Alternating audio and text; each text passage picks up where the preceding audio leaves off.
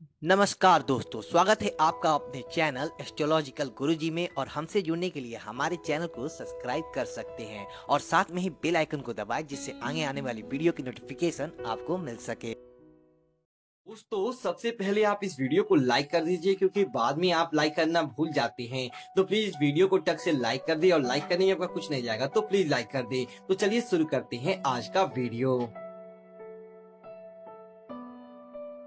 धनतेरस के दिन झाड़ू जरूर खरीदेगा, विशेष शुभ माना जाता है। और एक साथ 3 झाड़ू या फिर एक झाड़ू खरीदिए, लेकिन जोड़ा की संख्या में झाड़ू बिल्कुल भी मत खरीदिएगा।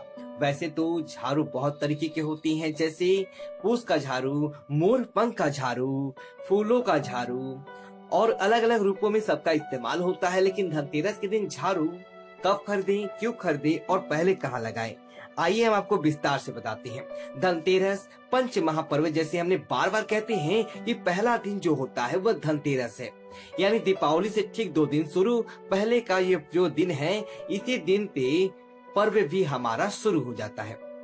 धनतेरस के दिन घर की साफ सफाई का काम भी शुरू हो जाता है, पहले से ही हो जाता है, इस दिन खत्म हो जाता है। इस दिन झाड़ू खरीदने का विशेष विधान है। और ये जो नए झाड़ू आप खरीदेंगे, इसके पीछे की भी मान्यता है कि इस दिन समुद्र मंथन से उत्पन्न हुए धन की देवता धनवंतरी, उनकी पूजा की जाती है। और धनवंतरी को देवताओं का वैद्य भी माना जाता है। अब धनतेरस पर लोग झाड़ू क्यों खरीदते हैं? क्या आप जानते हैं? झाड़ू की खरीदारी करना शुभ माना जाता है, क्योंकि झाड़ू दरिद्रता रूपी जो कूड़ा है आपके घर का, उसको बाहर निकालता है। अब बहुत सारे लोगों के मन में आता होगा कि माँ लक्ष्मी का व्रत है, तो भला झाड़ू क्यों? देखिए, झाड़ू मनुष्य की दरिद्रता का नाश करता है और इसे सुख में वृद्धि करने वाला, बुरी शक्तियों का नाश करने वाला माना जाता है। इसीलिए झाड़ू के लगाने से घर की दरिद्रता का भी नाश होता है। और जिस घर में रोज सुबह सुबह झाड़ू लगता है, यकीनन घर में जो नकारात्मक ऊर्जाएं हैं वो समाप्त होती है। और घर में झाड़ू लगाने से ऋण से भी मुक्ति मिलती है, यानी कर्जों से मुक्ति मिलती है। इसलिए धनतेरस के दिन झाड़ू जरूर खरीदनी चाहिए। जैसे हमने आपको कहा कि झाड़ू बहुत तरह की होती है। ये पुष्प जैसे कि घास होता है, बहुत ही पावन घास होता है। इसका झाड़ू पूजा स्थान पर या झाड़ू लगाने के लिए या तंत्र शक्तियों के लिए किया जाता है। तो ये आम लोगों के लिए नहीं है।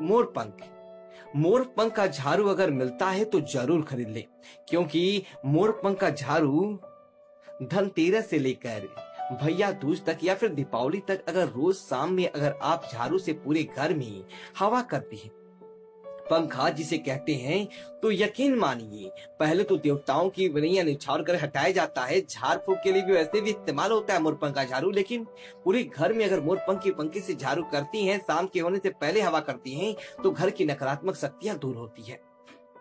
फूल वाली झाड़ू, इस झाड़ू को अगर आप झाड़ू देते हैं घर में, तो यकीनन दरिद्रता का नाश होता है। अब इसके भी नियम हैं।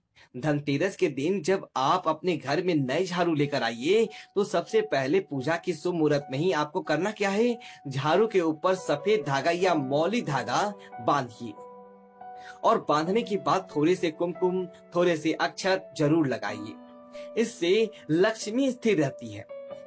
और साथ ही इस दिन आपको झाड़ू जो लाते हैं ना, कभी भी पैर से मत लगाइएगा पैर को। अगर आप 3 झाड़ू लाते हैं तो अपने लिए जितना चाहे रखें, लेकिन एक झाड़ू का उपाय भी आपको इस दिन करना है। करना क्या है? देखिए, पैर से तो पहले हम कहते हैं कभी भी झाड़ू को साइड भी ना करें। कभी कभी क्या होता है, साइड में पड़ा हुआ है, झुकने की आसकत से हम कर देते हैं, लेकिन नहीं।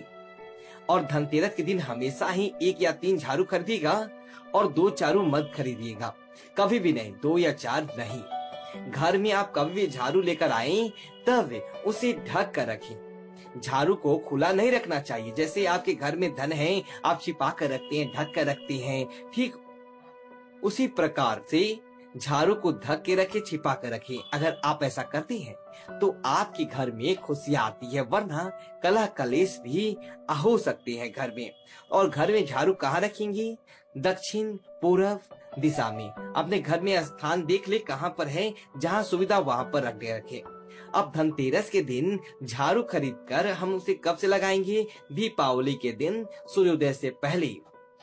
आप सबसे पहले तो एक झाड़ू पास के किसी अगर लक्ष्मी जी का मंदिर है तो वहां पर दान करें, सुबह सुबह चुपचाप रखाइए या फिर झाड़ू लगाकर साफ करके वहीं छोड़ दें। और शास्त्रों के अनुसार झाड़ू को कभी भी खड़ा करके नहीं रखना चाहिए। माना जाता है अगर आपने झाड़ू को खड़ा करके रखा तो शत्रु आपको ज्यादा परेशान करेंगे, आपके जो शत्रु या विरोधी है ज्यादा परेशान करेंगे। इसलिए हमेशा घर में झाड़ू को छिपा कर रखें और झाड़ू को छिपा कर रखने से शत्रु का नाश भी होता है।